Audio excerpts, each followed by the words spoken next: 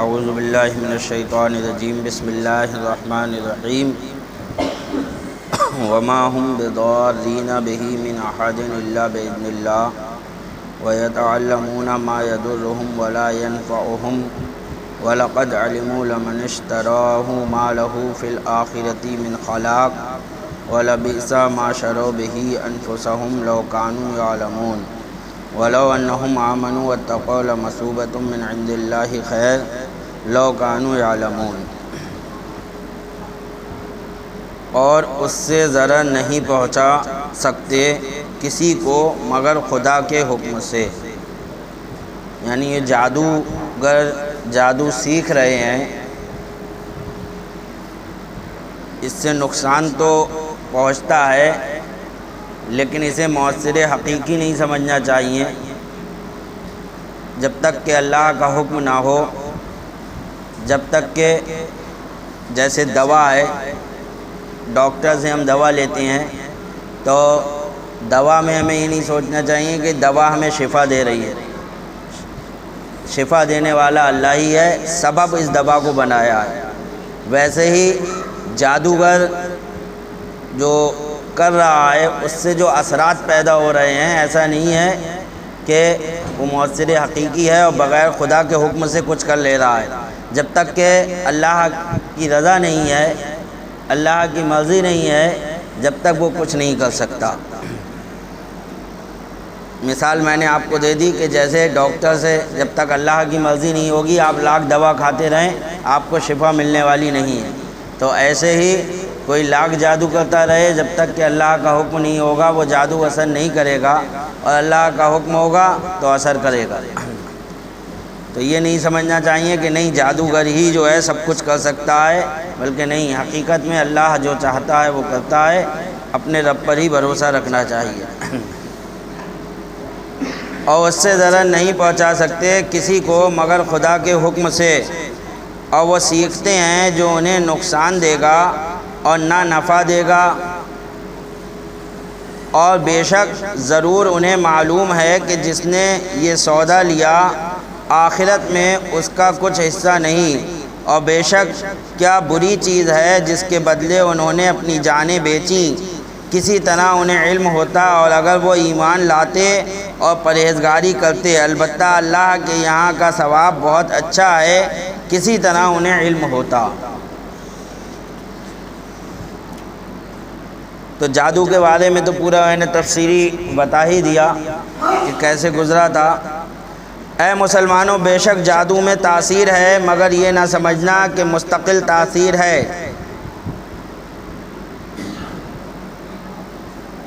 بلکہ جو کچھ ہے رب تعالیٰ کی اذن اور اس کے ارادے سے ہے۔ جادوگر کے جادو سے دوسرے کو نقصان ہو یا نہ ہو، اور اگر ہو تو پورا ہو یا تھوڑا، مگر خود جادوگر یہ سیکھ کر اپنا نقصان کر لیتا ہے کہ اس کے اوقات بجائے ذکر اللہ کے فکر شیاطین میں گزرتے ہیں، اور وہ بجائے آسمانی کتابوں کے شیاطینی وسواس میں پھنسا رہتا ہے، ایمان چھوڑ کر بے ایمان ہو جاتا ہے۔ اور اتنا تو خود جادوگر بھی جانتے ہیں کہ جادو کا آخرت میں کوئی ثواب نہیں، کاش وہ یہ بھی جانتے کہ یہ بہت ہی بری چیز ہے جس کے عوض وہ اپنے جان و ایمان کو فروخت کر چکے ہیں۔ لیکن ان سے کہہ دو کہ ہم بڑے غفور الرحیم ہیں، جس طرح کہ انہوں نے پہلے ہمیشہ خطائیں کیں اور ہم نے عطائیں، اگر یہ اس قتل جرم کر کے اب بھی ایمان لے آئیں تو ہماری رحمت انہیں آغوش میں لینے کو تیار ہے۔ اگر اب بھی توبہ کر لیں تو اب بھی اللہ تعالیٰ ان کو معاف کرنے کو تیار ہے۔ ہم تو دیتے ہیں، کوئی لینے والا ہی نہیں، ان کے ایک کلمہ پڑھ لینے سے ہم انہیں بہت بڑا ثواب دیں گے، حالانکہ ہمارا تھوڑا ثواب بھی ساری دنیا کی نعمتوں سے بڑھ کر ہے۔ کاش کہ یہ اس ثواب کی قدر جانتے تو ایسی حرکتیں نہ کرتے۔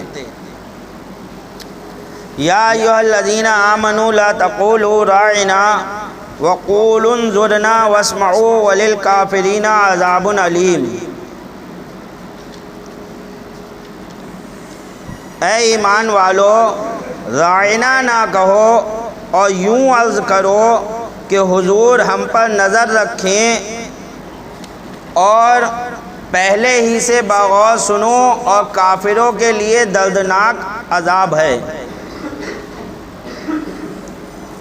اس آیت کا شان نزول بتا رہے ہیں کہ حضور علیہ السلام جب صحابہ اکرام کو کچھ تعلیم فرماتے تو حضرت کے درمیان کلام میں عرض کر دیتے۔ صحابہ اکرام جو ہے وہ درمیان میں عرض کرتے، رعینا یا رسول اللہ، یعنی یا حبیب اللہ ہماری رعایت فرمائیے۔ یعنی اگر کچھ سمجھ میں نہیں آتا تو فوراً صحابہ اکرام کہتے، رعینا یا رسول اللہ ہماری رعایت فرمائیے، پھر سے بتا دیجئے جو آپ نے ابھی بتایا وہ پھر سے بتا دیجئے، یعنی یہ بات ہماری سمجھ میں نہ آئی، دوبارہ اشارہ فرما دیجئے، ارشاد فرما دیجئے۔ مگر اس لفظ رعینا کے ایک برے معنی بھی ہیں، اس کے ایک معنی غلط بھی تھے جو یہودی استعمال کرتے تھے۔ اس کا معنی بنتا تھا چرواہا، رعینا یعنی ہمارا چرواہا۔ ایک معنی رعینا ہماری رعایت کیجئے، اور ایک معنی رعینا ہمارا چرواہا۔ تو معنی یہ غلط بھی آ رہا تھا سامنے، لیکن صحابہ اکرام ایک اچھا معنی مراد لے کر سرکار سے کہتے تھے، تو اس کے غلط معنی بھی تھے، جیسا کہ ہم اس تفسیر میں عرض کریں گے۔ یہود نے اس برے معنی کی نیت سے یہ لفظ عرض کرنا شروع کر دیا اور دل میں خوش ہوئے، تو یہودی یہی کہنے لگے سرکار کو، رعینا یا رسول اللہ، رعینا، اور مراد ان کا وہی تھا کہ ہمارا چرواہا معاذ اللہ رب العالمین۔ تو نبی کی شان میں توہین شروع کر دی، گستاخی کرنے لگے اسی لفظ کو لے کر، جو کہ ایک کھلا ہوا لفظ نہیں تھا بلکہ چھپا ہوا لفظ تھا۔ آج ہمارے نبی کی شان میں تو کھلم کھلا جانے کیا کیا بولا جا رہا ہے۔ ابھی حال ہی میں اب کوئی نپور شرما ہے، لیڈیز ہے کوئی، اس نے نبی کریم صلی اللہ تعالیٰ علیہ وسلم کی شان میں توہین کی، اور یہ وقت پہ جو ہے توہین کر کے یہ ہمارے ایمان کو آزمانا چاہتے ہیں کہ دیکھیں یہ اب ٹھنڈے پڑے یا نہیں پڑے، ان کا عشق کچھ نبی کی شان میں کم ہوا یا نہیں ہوا۔ لیکن مسلمانوں، ہمیں اپنا جوش ایمانی کو گرم رکھنا ہے۔ یہ نہیں ہو کہ ہم ٹھنڈے ہو کر بیٹھ جائیں اور سوچیں ارے اب یہ تو کرے ہی پڑے ہیں، چھوڑو ہٹاؤ اللہ جانے۔ نہیں، ہمارے ایمان ہر وقت گرم رہنا چاہیے، اور جہاں تک ہم سے ہو سکے جس طریقے سے بھی جو ہے اس کا رد کر ملے ہمیں رد کرنا چاہیے، ٹھیک ہے۔ آج جو ہے سنا ہے کہ اسلامیہ گراؤنڈ میں توقیر رضا کی طرف سے تمام مسلمانوں کو دعوت دی گئی ہے کہ آپ لوگ پہنچیں جمعے کی نماز کے بعد، اور وہاں جو ہے اس کا رد کیا جائے گا۔ تو انشاءاللہ تعالی آپ کو اسلامیہ گراؤنڈ پہنچنا ہے تاکہ اس کا رد جو ہے کیا جائے پرزور پر، اور دکھایا جائے کہ مسلمان ٹھنڈا ہو کر نہیں بیٹھا ہے، صرف وقت کے انتظار میں ہے۔ یاد رکھنا کہ مسلمان وہ تمہارے ہوں گے، کہتے ہیں کہ ہم اپنے بھگوانوں کو کہتے رہتے ہیں، ارے تو تم اپنے باپ کو گالی دو، اپنے ماں کو گالی دو ہماری بلا سے، تم کسی کو کچھ کہو ہمیں اس سے مطلب نہیں ہے۔ ہم نے تمہارے بھگوان کو کچھ کہا ہو تو بتاؤ، تم اپنے بھگوانوں کو کیا کہہ رہا ہو کیا نہیں کہہ رہا ہو، اس سے ہمیں کوئی مطلب نہیں ہے۔ تم اپنے باپ کو صبح شام گالیاں دو، اپنی اماں کو گالیاں دو، کسی کو گالیاں دو، ہمیں کوئی مطلب نہیں ہے۔ ہمارے پیغمبر کو اگر کچھ کہو گے تو مسلمان ہرگز برداشت نہیں کرے گا، یہ سمجھ لو۔ کہ ہم اپنوں کو کہہ رہے ہیں، اپنوں کو کہو، جتنا بکنا ہے بکو، کون منع کر رہا ہے؟ جس کو کہنا ہے کہو۔ ہم نے اگر تمہاروں کو کہا ہو تو، اور اگر ہم کہنا شروع کر دیں گے تو کہو گے تو ابھی خود کہہ رہا ہو کہ ہم اپنوں کو کہہ دیتے ہیں، ہم اپنے بھگوانوں کو نہیں بخشتے، اور اگر ہم تمہارے بھگوانوں کو کہنا شروع کر دیں گے تو آ جاؤ گے میدان میں، تو کہو گے کہ فلاں نے جو ہے، فلاں مولوی نے جو ہے رام کے خلاف بول دیا، فلاں مولوی نے شنکر کے خلاف بول دیا۔ تو ہم نہیں بول رہے ہیں، یہ تم خود ہی کہہ رہے ہو کہ ہم اپنے بھگوانوں کو کہتے رہتے ہیں، تو ہم پیغمبر کو کیوں نہیں کہیں گے؟ تو اپنوں کو کہو، ہمارے پیغمبر کو کہنے کا تمہیں کوئی حق نہیں ہے۔ جب ہم تمہارے بھگوانوں کو کچھ نہیں کہتے تو تمہیں بھی ہمارے پیغمبر کو کہنے کا کوئی حق نہیں ہے۔ لہٰذا اس پر باز آؤ اور دیکھو، ہمارے قرآن نے تو اتنی تعلیم دی ہے کہ کھلا کفر تو بہت بڑی بات ہے۔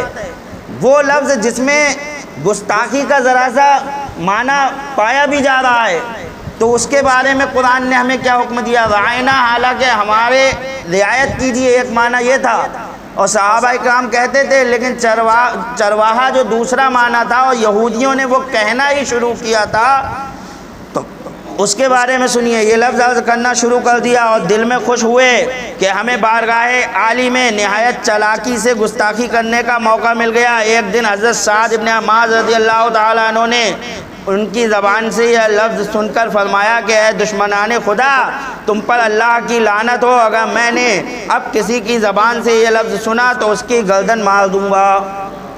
حضرت سعد نے یہ کہا کہ اگر اب کسی بھی یہودی کی زبان سے یہ لفظ سن لیا رائنا تو اس کی گردن مار دوں گا۔ یہود نے کہا کہ ہم پر تو آپ ناراض ہوتے ہیں، مسلمان بھی تو یہی کہتے ہیں۔ چھوٹتے ہی یہ کہہ دیا، ہمیں کہہ رہا ہو، مسلمان بھی تو کہتے ہیں رائنا یا رسول اللہ۔ اس پر آپ غمگین ہو کر حضور علیہ السلام کی خدمت میں حاضر ہوئے، آئے ہی تھے کہ یہ آیت نازل ہو گئی، آئے ہی تھے اللہ تعالیٰ نے یہ آیت نازل فرما دی جس میں رائنا کہنے کی ممانعت فرما دی گئی، منع فرما دیا مسلمانوں کو بھی، اے مسلمانوں رائنا مت کہو۔ جس لفظ میں ایک معنی صحیح ہے ایک غلط ہے، وہ لفظ میرے نبی کے لیے استعمال مت کرو کہ دوسرے کو موقع ملے کہنے کا۔ تو ایسے لفظوں سے بھی اللہ تبارک و تعالیٰ نے منع فرما دیا۔ ہمارے نبی کی شان دیکھو، ہمارے نبی کی عظمت دیکھو کہ جس کے معنی صحیح بھی ہوں اور غلط بھی ہوں، وہ لفظ بھی ہمارے نبی کی شان میں بولنے سے منع فرما دیا۔ ارے ہمارے نبی کی تو یہ شان ہے، یہ عظمت ہے کہ وہ لفظ جس میں کوئی خوبی نہ ہو، وہ لفظ بھی نبی کی شان میں بولنے سے منع فرما دیا حضور تاج الشریعہ نے، کہ جس میں کوئی خوبی نہیں ہے، برائی کوئی نہیں ہے لیکن خوبی کوئی نہیں ہے، تب بھی فرما دیا کہ جب خوبی نہیں ہے تو نبی کی شان میں کملی والا کیوں بول رہے ہو؟ کوئی خوبی بھی تو ہو اس میں۔ کملی والا کہنے میں کملی والا کیا مطلب ہوا؟ کملی ہے جس کے پاس، کملی والا کوئی خوبی تو نہیں ہے، لہٰذا ایسا لفظ جس میں نبی کی شان میں کوئی خوبی ہی نہیں ہے وہ مت استعمال کرو۔ نور والا کہو، تاج والا کہو، یہ استعمال کرو۔ تو بتا دیا کہ ہمارے نبی کی عظمت کیا ہے، جس میں کوئی خوبی نہ ہو وہ لفظ بھی نبی کی شان میں استعمال کرنے سے منع فرمایا، بلکہ ہماری نبی کی جو شان ہے، جو بلندی ہے، وہی لفظ ان کی شان میں استعمال ہونا چاہیے۔ تو گستاخی کی تو بہت بڑی بات ہو گئی۔ یاد رکھنا، ہم جو ہے ٹھنڈے ہو کر نہیں بیٹھے ہیں، یہ مت سمجھنا کہ ہم ٹھنڈے ہو کر بیٹھ گئے ہیں، ہمارا خون جوش مار رہا ہے، ہم گرم ہیں اندر سے اور جل رہے ہیں، اور جہاں موقع ملے گا انشاءاللہ تعالی ہم جو ہے اس کا رد کریں گے اور اس کا بدلہ لیا جائے گا جیسے بھی ہو سکے گا۔ تو یہ آیت کریمہ نازل ہوئی جس میں اللہ تعالیٰ نے فرمایا ایمان والو رائنا نہ کہو اور یوں عرض کرو کہ حضور ہم پر نظر رکھیں اور پہلے ہی سے بغور سنو، کافروں کے لیے دردناک عذاب ہے۔ اس آیت سے چند فائدے حاصل ہوئے کہ بارگاہ الہی میں حضور علیہ السلام کی بے حد عزت ہے کہ اس نے اپنے بندوں کو عرض و معروض کرنے کا طریقہ بھی سکھایا اور عرضی دینے کے الفاظ بھی بتائے۔ قرآن کریم نے دربار مصطفی کے حاضری کے آداب، بیٹھنے اٹھنے کے طریقے، کھانے پینے کے آداب، گفتگو کرنے کا ڈھنگ بھی سکھا دیا کہ اب جو ہے رائنا نہ کہنا بلکہ یوں کہنا کہ انظرنا، اے اللہ کے رسول ہماری طرف نظر کیجیے، اور بلکہ فرمایا بلکہ پہلے سے ہی دھیان سے سنو، کہنے کا موقع ہی مت کرو۔ یہ بھی جو ہے یہ کہنے کا بھی پہلے سے ہی دھیان سے سنو، اے ایمان والو تم ہمارے نبی علیہ السلام سے نیک نیتی اور صفائی دل کے ساتھ لفظ رائنا بول دیتے ہو، جس کا یہ مطلب ہوتا ہے کہ حضور ہم نے یہ بات نہ سنی، ہم پر نظر کرم فرمائیں اور دوبارہ فرما دیں، مگر تمہارے اس لفظ کے خراب معنی بھی ہیں اور اسے دشمنوں کو بے ادبی اور گستاخی کرنے کا موقع مل جاتا ہے، لہذا تم یہ لفظ اچھی نیت سے بھی بولنا چھوڑ دو تاکہ گستاخی کا دروازہ بند ہو جائے، اور بجائے اس کے انظرنا کہہ دیا کرو، اس سے تمہارا مقصد پورا ہو جائے گا اور بے ادبی کا بھی شائبہ نہ رہے گا۔ اور سب سے بہتر یہ کہ نبی علیہ السلام کا کلام شریف پہلے ہی سے بغور سن لیا کرو۔ سب سے بہتر تو یہ ہے کہ بہت دھیان سے اپنے نبی کا کلام سنو کہ یہ کہنے کا موقع ہی نہیں ملے کہ یا اللہ پھر سے بتائیے، تاکہ اس عرض و معروض کی ضرورت ہی نہ پڑے۔ یہ ہمارا حکم کان کھول کر سن لو اب اس کے خلاف ورزی نہ ہو، اب جو کوئی رائے نہ کہے گا وہ کافر ہو جائے گا۔ بولیے معنی صحیح تھے، لیکن اب منع فرما دیا۔ اب اگر کوئی سرکار کو رائے نہ کہے گا، چاہے صحیح معنی دل میں رکھ کے گئے، وہ کافر ہو جائے گا۔ کیوں؟ اس کے غلط معنی بھی آ رہے ہیں، تو پتہ چلا اس سے سبق سیکھنا چاہیے۔ اسی لیے اللہ تعالیٰ کو بھی اللہ میاں لوگ کہتے ہیں، تو بتایا کہ نہیں، میاں کے بھی کئی معنی آتے ہیں، جورو کے شوہر کو بھی میاں کہتے ہیں، تو وہ لفظ جو کہ کئی معنی آتے ہوں وہ اللہ اور اس کے رسول کے لیے، جس میں صحیح بھی ہیں اور غلط بھی ہیں، وہ اللہ اور اس کے رسول کی شان میں استعمال نہیں کیے جائیں گے۔ اللہ پاک کہیے، اللہ تعالیٰ کہیے، اللہ میاں نہیں کہنا چاہیے۔ ما يود الذين كفروا من اهل الكتاب ولا المشركين ان ينزل عليكم من خير من ربكم والله يختص برحمته من يشاء والله ذو الفضل العظيم۔ وہ جو کافر ہیں کتابی یا مشرک، وہ نہیں چاہتے کہ تم پر کوئی بھلائی اترے تمہارے رب کے پاس سے، اور اللہ اپنی رحمت سے خاص کرتا ہے جسے چاہے، اور اللہ بڑے فضل والا ہے۔ ما ننسک من آیت او ننسها ناتی بخیر منها او مثلها الم تعلم ان اللہ علی کل شیء قدیر الم تعلم ان اللہ له ملک السماوات والارض وما لکم من دون اللہ من ولی ولا نصیر۔ جب کوئی آیت ہم منسوخ فرمائیں یا بھلا دیں تو اس سے بہتر یا اس جیسی لے آئیں گے۔ بہت سی ایسا ہوا کہ اللہ تعالیٰ نے کوئی حکم نازل فرمایا اور نازل فرمانے کے بعد پھر اس حکم کو ختم کر دیا اور پھر دوسرا حکم آ گیا، ٹھیک ہے؟ تو یہ قرآن میں کئی جگہ ملتا ہے کہ پہلے ایک حکم آیا، پھر وہ حکم ختم کر دیا گیا اور اس کی جگہ دوسرا حکم آیا۔ تو یہودی اور مشرکین کیا کہتے تھے وہ سنیے۔ مشرکین اور یہود مسلمانوں سے کہتے تھے کہ کیا تم تعجب نہیں کرتے کہ محمد صلی اللہ تعالیٰ علیہ وسلم صحابہ کو آج ایک کام کا حکم دیتے ہیں اور کل اس سے منع کر کے دوسرا حکم دیتے ہیں؟ دیکھو، پہلے زانی کے لیے فرمایا فَأَذُوهُمَا کہ انہیں زبانی ایذا دو، پہلے سے یہ حکم آیا کہ انہیں زبانی ایذا دو، پھر اس کے خلاف حکم دیا کہ انہیں گھروں میں تا دم مرگ قید رکھو، یعنی مرتے دم تک انہیں قید رکھا جائے۔ پھر حکم بدل کر یہ آ گیا، پھر اس کو بدلا اور کہا کہ انہیں 100 کوڑے مارو۔ پھر تیسرا حکم یہ آیا کہ ان کو 100 کوڑے مارے جائیں وغیرہ، جس سے معلوم ہوتا ہے کہ یہ خود ان کا کام ہے کہ کبھی بے خبری میں کچھ کہہ دیتے ہیں اور پھر نادم ہو کر اسے بدلتے ہیں۔ اس کے جواب میں اللہ تعالیٰ نے یہ آیت کریمہ نازل فرمائی کہ جب کوئی آیت ہم منسوخ فرمائیں یا بھلا دیں تو اس سے بہتر یا اس جیسی لے آئیں گے۔ کیا تجھے خبر نہیں کہ اللہ سب کچھ کر سکتا ہے؟ کیا تجھے خبر نہیں کہ اللہ ہی کے لیے ہے آسمانوں اور زمین کی بادشاہی، اور اللہ کے سوا تمہارا کوئی حمایتی اور نہ مددگار ہے؟ ایسا نہیں ہے کہ اللہ ایک حکم لانے کے بعد اس کو ختم کر کے دوسرا نہیں لا سکتا، بلکہ اللہ جو چاہے کرے۔ ایک حکم لایا اور جو ہے دوسرا حکم اس کو ختم کر دیا، دوسرا حکم لے آیا۔ شریعت میں کسی حکم کا یا آیت کی انتہا بیان کرنے کو نسخ کہتے ہیں، ٹھیک ہے؟ کسی شریعت میں کسی حکم یا آیت کی انتہا بیان کرنے کو نسخ کہتے ہیں کہ بس اب اس حکم کا یہیں تک وقت تھا، ختم ہو گیا، اسی کو نسخ کہتے ہیں، کیونکہ اس سے وہ حکم زائل یا منتقل ہو جاتا ہے۔ کفار اہل کتاب اور مشرکین جو کہ نسخ پر اعتراض کرتے ہیں، ان کو جواب دو کہ ہم جو بھی آیت یا جو حکم یا جو شریعت یا جو دین منسوخ فرما دیتے ہیں، یا تو اس کے صرف احکام بدل دیں گے مگر اس کا چرچا باقی رکھیں گے، یا تو ہم اس کے احکام بدل دیں گے اور چرچا باقی رکھیں گے، یا بالکل اس کو بھلا ہی دیں گے۔ یا تو ایسا ہوگا کہ آیت تو باقی رہے گی لیکن حکم ختم ہو جائے گا، آیت رہے گی قرآن میں، آپ تلاوت کرتے رہو گے لیکن اس کا حکم نہیں رہے گا، یا ایسا ہوگا کہ وہ آیت ہی بھلا دی جائے گی، قرآن سے ختم کر دی جائے گی، بھلا دی جائے گی وہ آیت، یا بالکل اس کو بھلا ہی دیں گے اور اس کا چرچا بھی ختم فرما دیں گے۔ تو اس سے اچھی آیت یا اچھا حکم یا اچھا دین بھیج دیتے ہیں۔ یا اسی کے مثل کیا کیا تم نے نہ دیکھا کہ دین موسوی منسوخ ہو کر عیسوی آیا جو اس سے آسان تر تھا؟ پہلے حضرت موسیٰ علیہ السلام کا دین تھا جو بہت سخت تھا، اس میں اگر کہیں آپ کا ناپاک ہو جاتا، کچھ گر جاتا تو اتنا گوشت کاٹ کے پھینکنا پڑتا۔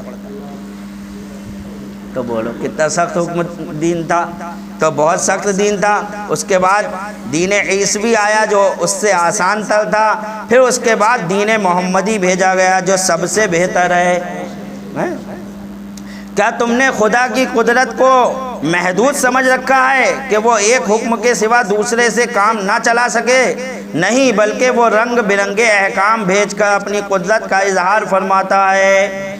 تم جانتے ہو کہ زمین و آسمان میں اللہ ہی کی بادشاہت ہے، اور ایسی مستقل بادشاہت کہ اس کے سوا کوئی دوسرا بادشاہ تو کیا بندوں کا حمایتی اور مددگار بھی نہیں، مگر اس کے باوجود زمین و آسمان میں ہر وقت انقلاب اور حالات کی تبدیلی ہوتی رہتی ہے۔ آپ دیکھتے ہو اللہ ہی بادشاہ ہے، لیکن کبھی آپ دیکھتے ہو کہ کبھی آسمان میں تبدیلی دیکھ رہے ہو، کبھی زمین میں تبدیلی دیکھ رہے ہو، کہیں زلزلے آ رہے ہیں، کہیں کچھ ہو رہا ہے، تو یہ سب دیکھ رہے ہو، یہ کون کر رہا ہے؟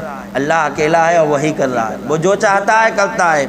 ہر دن ایک نئے حال کا ظہور ہوتا ہے اور نئے شان کی جلوہ گری۔ کون سی چیز ہے جس کو قرار ہے اے یہودیوں؟ تم آیات کی تبدیلی سے قرآن کی مخالفت میں ایسے اندھے ہوئے کہ اپنا اصل دین ایمان کھوئے دیتے ہو۔ تو یہاں پر ابھی جو ہے نسخ کے تعلق سے ایک پوری تفصیلی بحث ہے، اس میں وقت لگے گا اور وقت ہو گیا، انشاءاللہ تعالیٰ اگلے جمعے کو بتائیں گے۔ ابھی آپ لوگ سنتیں پڑھ لیجئے اور اس سے فارغ ہو کر جو ہے جمعے کے بعد اسلامیہ گراؤنڈ میں پہنچیے۔ وما علینا۔